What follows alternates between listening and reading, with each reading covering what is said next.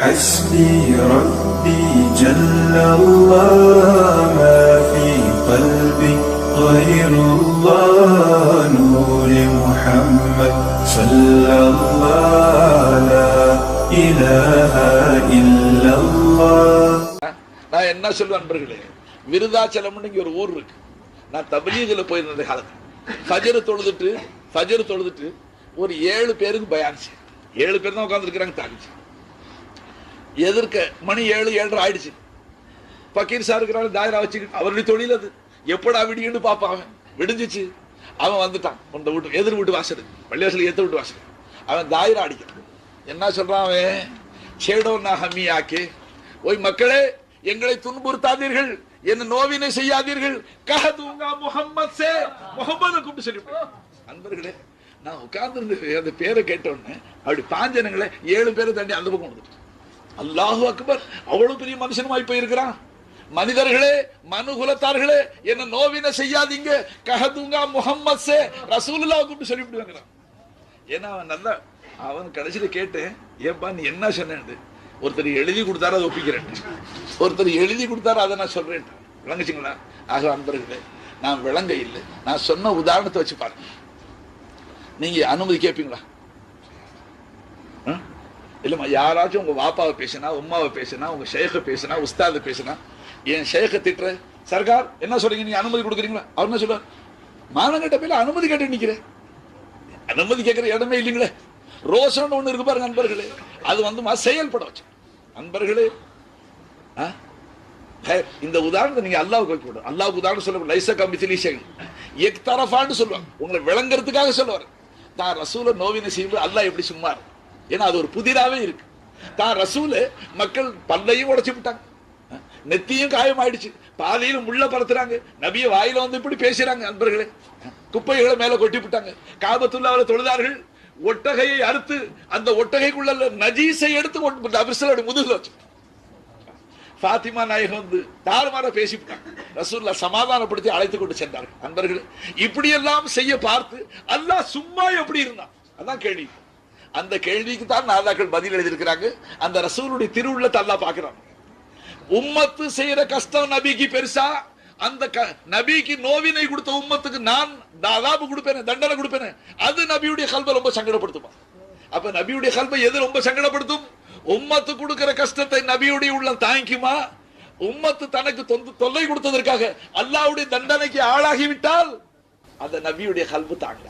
அதனால அல்லாஹ் இந்த உம்மத்துக்கு தண்டனை கொடுக்கறது பிற்படுத்தி வச்சுப்பான். நம்ம சொல்றது இல்லைங்களா? நம்ம சமயத்தில் சொல்லுவோம்ல, அவனை ஒரே அறையில பல்ல எடுத்து விடலாமான்னு வருது. சர்க்கார் உங்க முகத்துக்காக பார்க்க, நீங்க இங்க இல்லைன்னா காமிச்சிருப்பேன், நான் சொல்ல மாட்டோம். அப்படித்தாங்க அல்லாஹ் சொல்லிவிட்டான். வமா கான அல்லாஹு லியுஅذிபஹும் வஅன்த ஃபீஹிம். நபியே, ஹபீபே, அந்த உங்க உம்மத்துக்கு மத்தியில நீங்களே இருக்கிறீங்க, நான் எப்படி அல்லாஹ் செய்வேன்? அல்லாஹ் செய்யலாமான்னு பாக்குறேன். உம்மத்துக்கு அல்லாஹ் செஞ்சா உங்க கல்வி சங்கடப்படுத்து, உங்க உள்ளத்தை சமாதானப்படுத்துவதற்காக நான் சும்மா இருக்கிறேன். நண்பர்களே, அல்லாஹ் ரோஷம் இல்லை. நபியை துன்புறுத்த வச்சு அல்லாஹ் வேடிக்கையா பார்ப்பான். ஆனால் அப்ப நபியுடைய கல்வை விளங்கிங்க எப்படி இருந்துச்சு? அசீசுன் அலைஹி மா அனித்தும். அப்படிப்பட்ட நபியுடைய உம்மத்துல நம்மள அல்லாஹ் கொண்டு வந்தோம். நண்பர்களே, நீங்க என்ன நினைக்கிறீங்க? நான் அனுபவிச்சுக்கிறேன் சொல்ல, நான் எதுவும் கஷ்டம் வந்து அல்லாஹ் கூட சொல்றது. ஏன்னா நான் உஷாராயிட்டேன், பல தடவை அடிபட்டேன். அதனால யார் இழகி உள்ளன்னு பார்த்து அல்லாஹ் குர்ஆன்ல சொல்லிட்டான், ஃபபிமா ரஹமத்தின் மினல்லாஹி லின்த லஹும். நபியே, ஹபீபே, இதுவும் அல்லாஹ்வுடைய கிருபை. நீங்க மிருதுவான உள்ளம் படைத்தவராக இந்த உம்மத்து கிடைச்சிட்டீங்க, கருணை நபியாக கிடைச்சிட்டீங்க இந்த உம்மத்து. நண்பர்களே, நான் பார்த்தேன், இப்ப நபியை பிடிச்சாதான் எதையும் சாதிக்கிறேன். நண்பர்களே, நேரடியா அல்லாஹ் பிடிக்கிறது பயப்படுங்க, அல்லாஹ் பேசுறதுக்கு பயப்படுங்க. அதனால்தான் இடையில் அல்லாஹ் ரசூலுல்லாஹ் வச்சிருக்கிறான். அவர்களை கொண்டு தான் எதையும் சாதிக்கணும். நண்பர்களே, அவங்க வந்தா போதுங்க, உள்ளத்துல வந்தாலும் போதும். உங்களுக்கு ஆரம்ப சரித்திரம் கொஞ்சோண்டு சொல்லிவிட்டு போயிடும். நம்ம 2 கால எடுத்து திக்ர் செய்யணுமா? சரி, 3ல இருந்து 4 வரைக்கும் நமக்கு டைம், அதுல திக்ரும் துவாவும். நண்பர்களே, உங்களுடைய விளக்கத்துக்காக சொல்றேன். பெருமானார் நபி தான் என்பது அல்லாஹ்வுக்கு தான் தெரியும். யாருக்கு தெரியும்? மக்கமா நகர் 40 வயசு வரைக்கும், 40வது வயசுல தன்னை நபி என்று பிரகடனப்படுத்தினார்கள். அதுக்கு பிறகுதான் மக்களுக்கு தெரியும். அது வரைக்கும் அப்ப ரசூலுல்லாஹ் நபியா தான் இருக்கிறாங்க. அவர்கள் தாயில வயிற்றுல இருக்கும் போது நபியா தான் இருக்கிறாங்க, அதற்கு முன்னாலேயும் நபியா தான் இருக்கிறாங்க. பூமியில மதலை குழந்தையாக தவழும் பொழுதும் நபியாகத்தான் இருந்தார்கள். அவர்கள் சிறுவராக இருக்கும் பொழுதும் பாலியத்தில் நபியாத்தான், வாலிபத்தில் நபியாத்தான், எப்பவுமே நபியாத்தான்.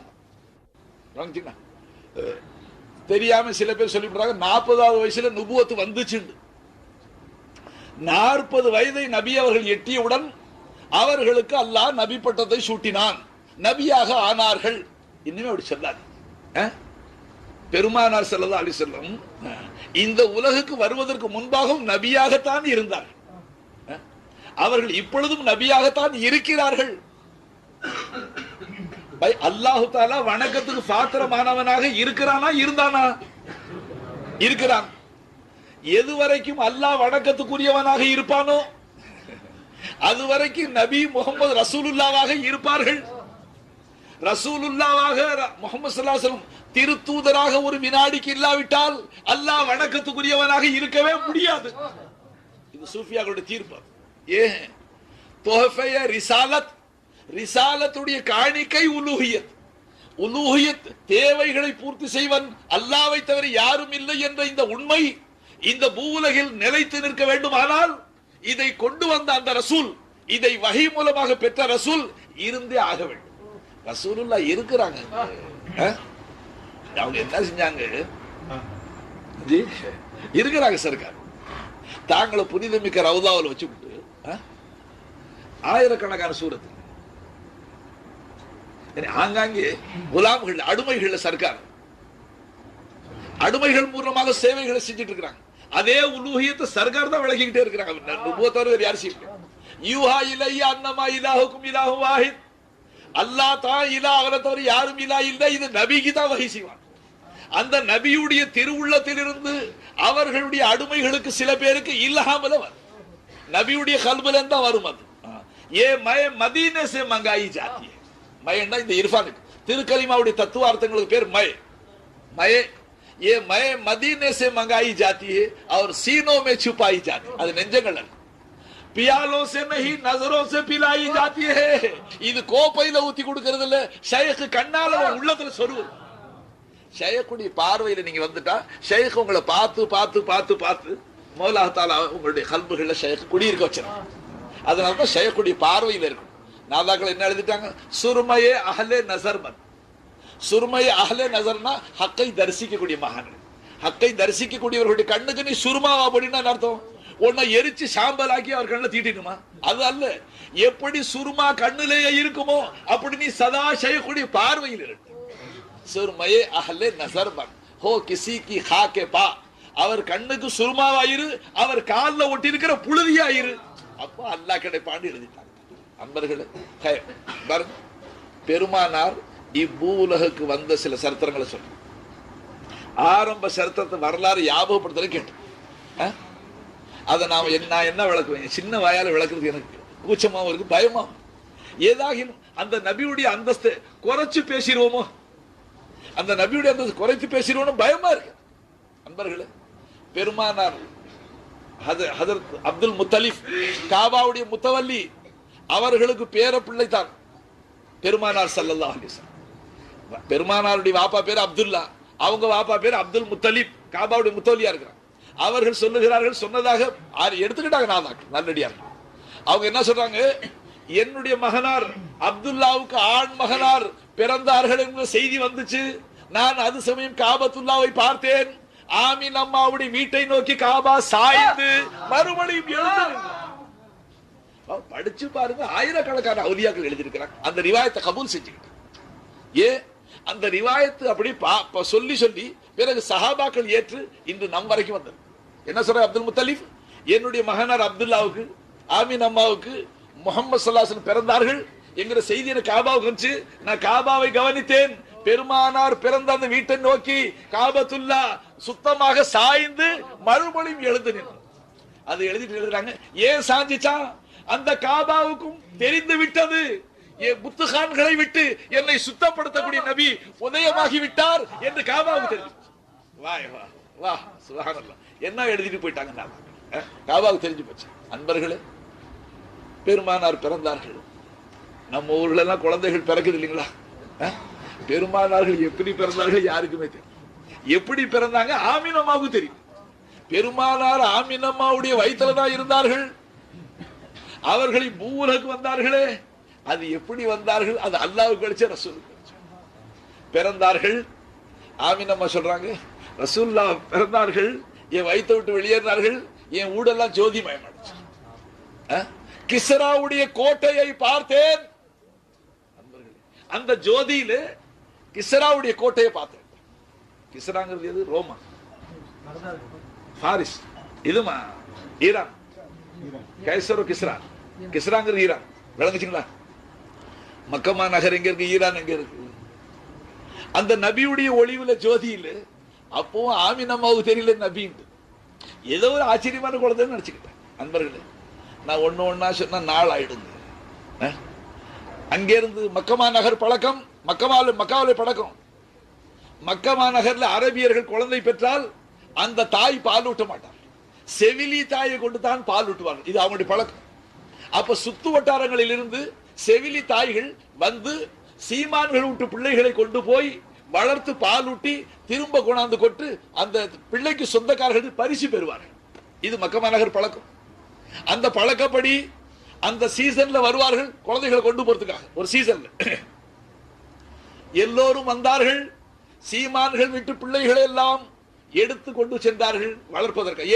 சீமான்கள் விட்டு பிள்ளையை வளர்த்தால் அவர்களும் பரக்கத்தாக அள்ளி கொடுப்பார்கள்.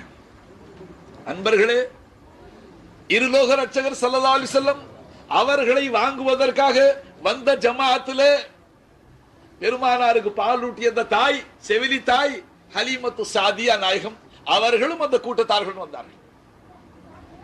அவர்கள் வரும்பொழுது அன்பர்களே, அவர்களுடைய ஒட்டகை பலவீனமான ஒட்டகை, நடக்க முடியாம திணறியது.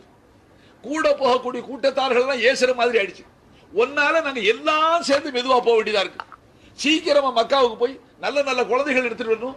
ஒட்டகை இந்த மாதிரி சோம்பேறி ஒட்டகை பிடிச்சு எல்லாரும் குறை சொல்ற மாதிரி ஆயிடுச்சு. அந்த மாதிரி ஒட்டகையில் தான் அந்த தாய் வந்தார்கள். ஹலிமா நாயகம் வந்து அந்த சோம்பேறி ஒட்டகையை, நடக்க முடியாத ஒட்டகையை கடத்தரிலே அவுத்து விட்டாங்க. ஒட்டகை சாதாரண அப்படி விட மாட்டாங்க, சாதாரண விட்டாங்க, வெறுத்து போய் விட்டாங்க. இது நடந்து வரும்போதே பார்த்து விட்டா இது எங்கேயும் போகாது, விரட்டினாலும் போகாது, ஓட்டினாலும் போகாது. அதனால விட்டாங்க. விட்டு நேரா காபாவில் வந்து, காபத்துல்லாவில் வந்து ஹலீமத்து சாதியா நாயகம் ரப்ப கூப்பிட்டு துவா செய்றாங்க. காபாவுடைய ரப்பே, எல்லோரும் வந்து சீமான் விட்டு குழந்தைகளை கொண்டு சென்று விட்டார்கள், எனக்கு ஒரு குழந்தைய கூட அல்லான்னு துவா கேட்கிறான் ரப்ப எடுத்து. அன்பர்களே, அப்துல் முத்தலிப் சொல்றாஹா,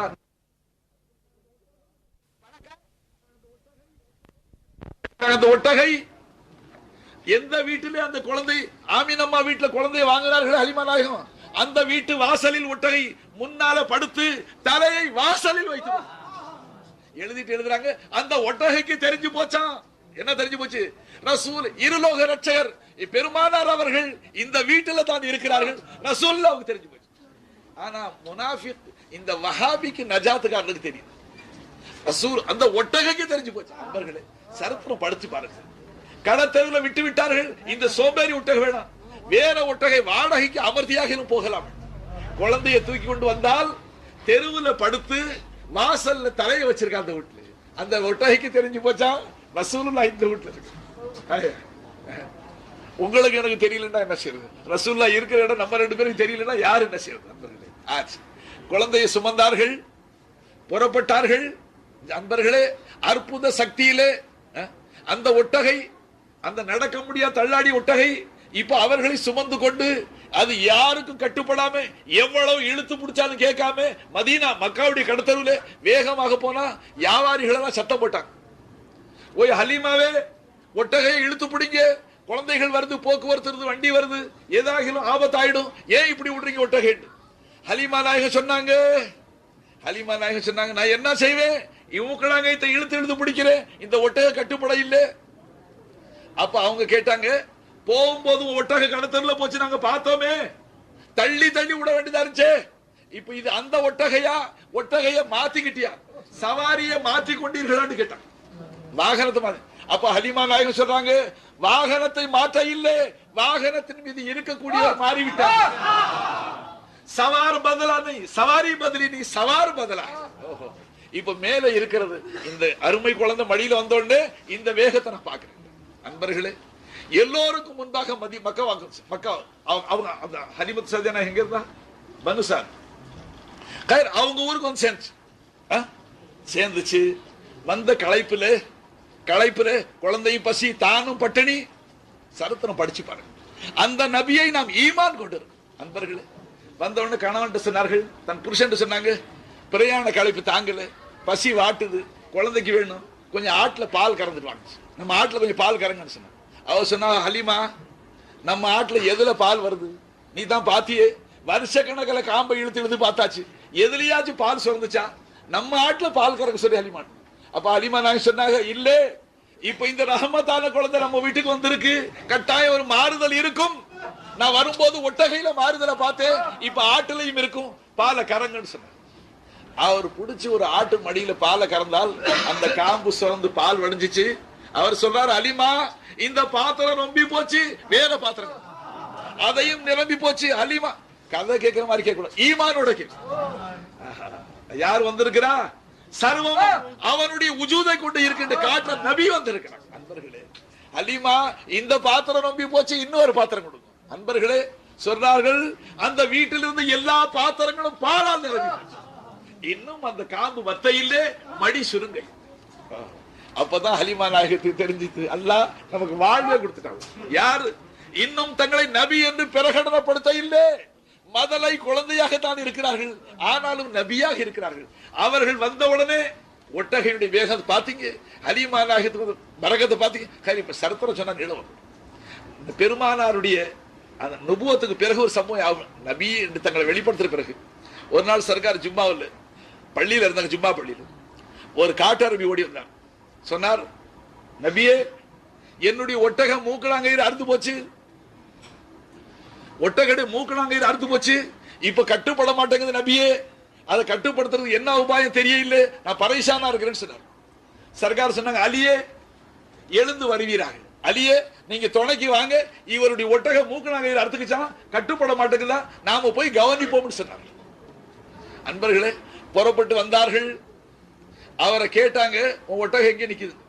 அதுவும் அந்த பேரிச்சந்தோட்டத்தில் நிக்குது சர்க்கார், பேரிச்சந்தோட்டத்தில் நிக்குது நாயகம் வேண்டாங்க. அன்பர்களே அவர் சொல்றாரு, யார சொல்லலா என் தாய் தாப்பன் அர்ப்பணமாக நீங்க போவாதீங்க, இதுக்கு முந்தி 2 பேரை கடிச்சிருச்சு அந்த ஒட்டக, நாயகமே என்னால உங்களுக்கு கஷ்டம் வரக்கூடாது, ஏதோ சொல்லிவிட்டேன், வருத்தத்தில் சொல்லிவிட்டேன், ஒட்டக கட்டுப்படலன்னு, நீங்க பக்கத்துல போவாதீங்க, கடிச்சிருக்கிறார். சர்க்கார் வந்து நின்று சொன்னாங்க. அப்படி ஒட்டகையை பார்த்தாங்க. அந்த ஒட்டகை அங்கிருந்து சர்க்கார பார்த்துச்சு, ஒட்டகை அங்கிருந்து பார்த்துச்சு, நேரடியாக ஓடோடி அந்த ஒட்டகை வந்து பெருமாளுடைய காலில் சஜ்தா. நண்பர்களே சரித்திரம் பெரட்டி பாருங்க. என்ன அந்த ஒட்டகைக்கும் தெரிந்துதான், அந்த ஒட்டகைக்கு தெரிஞ்சு போச்சா ரசூலுல்லாஹ். இந்த முனாஃபிக்கு தெரியலையே, வஹாபிக்கு தெரியலையே, நஜாத்துக்காரனுக்கு தெரியலையே, ஒட்டகைக்கும் தெரிஞ்சு. பெருமானார் ஸல்லல்லாஹு அலைஹி வஸல்லம் அந்த ஒட்டகை உடனே அந்த அரபிய சொன்னார், ஆராபியே காட்டரபியே ஓடோடி போய் அந்த மூக்கலாங்கயிறு எடுத்துடுவான், நக்கீல் என்று சொல்லுவோம், குத்தி அழுப்பு. உடனே பெருமானார் அதை மாட்டி அவர் வசத்திற்கு கொண்டு பிடிச்சிட்டு போட்டார். விளங்குச்சுங்களா? அப்போ சொன்னார்கள், அன்பர்கள் சொன்னார்கள், இந்த ஒட்டகை ஓய் காட்டரபி, இந்த ஒட்டகை என் காலில் சஜிதா செய்து என்னிடத்துல உன்னை பத்தி முறையிடுது. இன்னைக்கு யாரும் சொல்லாது, என்ன சொல்லுச்சுன்னு கேட்டான். நீ வேலை அதிகமா வாங்குற, அதுக்கு சரியா தீனி போடலது ஒட்டகை என்று சொல்லுது. அன்பர்களே ஒட்டகை நேரடி அல்லாஹ் கிட்ட சொல்லல, ரசூலுல்லாஹ் கிட்ட சொல்லுது. அதுக்கும் தெரிஞ்சு போச்சு, அல்லாஹ் இடத்துல சொல்றது ரசூலுல்லாஹ் சொன்னா இந்த உள்ளம் தாங்காது, இந்த உள்ளம் தாங்காவிட்டால் அவரை படைத்த ரப்பும் தாங்க மாட்டான். அன்பர்களே ரசூலுல்லாஹ் சொன்னாங்க, அந்த அரபி ஒத்துக்கொண்டார், ஆமா நாயகமே நான் அந்த துரோகம் செஞ்சேன், நான் அதை செய்தது வாஸ்தவம், இனி நான் தௌபா செய்யறேன், இனி அப்படி செய்ய மாட்டேன், நான் வேலை வாங்கின அளவுக்கு உணவு கொடுப்பேன் என்று ஏற்றுக்கொண்டார். அன்பர்களே நான் என்ன சொல்றேன், நேரம் சுருக்கமா இருக்கு, லைலத்துல் கத்ர் இரவா இருக்கு. பாருங்க, கத்ருடைய இரவுன்னா அந்த இரவை மதிக்கணும், நாம அந்த இரவையும் மதிக்கிறோம், அந்த இரவை கொடுத்தா அல்லாவையும் மதிக்கிறோம். ஆனா இந்த இரவு ஏன் கொடுத்தா அல்லாஹ், அது அப்துல் காதர் ஹஸரத் ரொம்ப அழகுபட சொல்றாங்க. யாருக்காக கொடுத்தா அல்லாஹ், ஏன் கொடுத்தா, யாரின் காரணமாக கிடைச்சிச்சு, அது ஒரு அழகான வர்ணனை சொன்னார். பெருமானார் கடந்த கால உம்மத்தினர்களையும் தங்களுடைய உம்மத்துடைய வயசையும் ஒப்பிட்டு பார்த்தார்கள். கடந்த காலத்தில் உம்மத்துகள் 1000 ஆண்டுகள், 800 ஆண்டுகள், 900 ஆண்டுகள் ஜீவித்திருந்தார்கள், தொழுதார்கள், நோன்பு நோற்றார்கள், வணக்கம் செய்தார்கள். தங்களுடைய உம்மத்துடைய வயசு அல்லாஹ் சுருக்கி விட்டான். பெருமானாரும் சொல்லிட்டாங்க, என் உம்மத்துடைய வயசு 60க்கு 70க்கு மத்தியில் மிகுதமா. அந்நாதிருக்கல் மாதும், ஒரு ஆள் 200க்கு இருந்தா 150க்கு இருந்தா அது அபூர்வம். மிகுதமாக 60க்கு 70க்கு மத்தியில். நண்பர்கள், அப்ப பெருமானார் சொல்றார்கள், வருத்தப்படுறாங்க. என்ன வருத்தப்படுறாங்க? அந்த 800,000 ஆண்டுகள் ஜீவித்தார்களே, அவர்கள் அமல் செய்த அளவுக்கு என் உம்மத்தை எட்ட முடியாதே, என்னுடைய உம்மத்து பின்தங்கியவர்களே ஆகிவிடுவார்களே. இந்த கவலை ரசூலுல்லாவுடைய உள்ளத்துல அலை மோதியது, அந்த ரசூலுல்லாவை வாட்டியது. என்ன? ரசூலுல்லாவுடைய திருவுள்ளத்தை பார்த்த அல்லாஹ், நபியே ஹபீபே, உங்க உம்மத்துடைய வயசை குறைச்சு விட்டா கவலைப்படுறீங்க, உங்களுக்கு இப்படி ஒரு இரவு கொடுக்கிறேன், அந்த ஒரு இரவுல உங்க உம்மத்து வணங்கினா 83 வருஷம் 4 மாசம் வணங்கினதை விட அதிகமான நன்மை கிடைச்சிடும். அப்ப என்னாச்சு? 10 லைலத்துல் கத்ர் கிடைச்சிட்டா என்ன ஆயிடும்? 800 சொச்ச வருஷம் ஹயாத்தா இருந்து 60 வருஷம் 800 வருஷம் வணங்கின நன்மை உங்க உம்மத்து கொடுத்துறேன். நண்பர்களே, அப்ப இந்த இரவு யாரால் கிடைத்தது? நமக்கு என்ன கிடைச்சிச்சு? அது ரசூலுல்லாஹ் பிச்சையில கிடைச்சு. சத்கே மே முஹம்மது ரசூலுல்லாஹ், ரசூலுல்லாஹ்வுடைய பிச்சையில எல்லாம் கிடைச்சது. இஸ்லாம் ரசூலுல்லாஹ் பிச்சை, ஈமான் ரசூலுல்லாஹ்வுடைய பிச்சை, ஷைக் கிடைச்சது ரசூலுல்லாஹ்வுடைய பிச்சை, இர்ஃபான் கிடைச்சது ரசூலுல்லாஹ்வுடைய பிச்சை, லைலத்துல் கத்ர் கிடைச்சது ரசூலுல்லாஹ்வுடைய பிச்சை. நண்பர்களே, நாம எல்லாரும் அந்த ரசூலுல்லாஹ்வுடைய பிச்சை கொடுத்து கொண்டே இருக்கிறார்கள். ஒரு வினாடி அந்த நபி நம்மை விட்டு தங்களுடைய கவனத்தை திருப்பிக் கொள்வார்கள், ஆனால் அப்பதான் மனுஷன் பாவமே செய்வான். விளங்கி, அதனால எப்பவுமே ரசூலை முன்னோக்கி இருக்கணும், எப்பவுமே யார ரசூலுல்லாஹ்னுகிட்டே இருக்கணும்.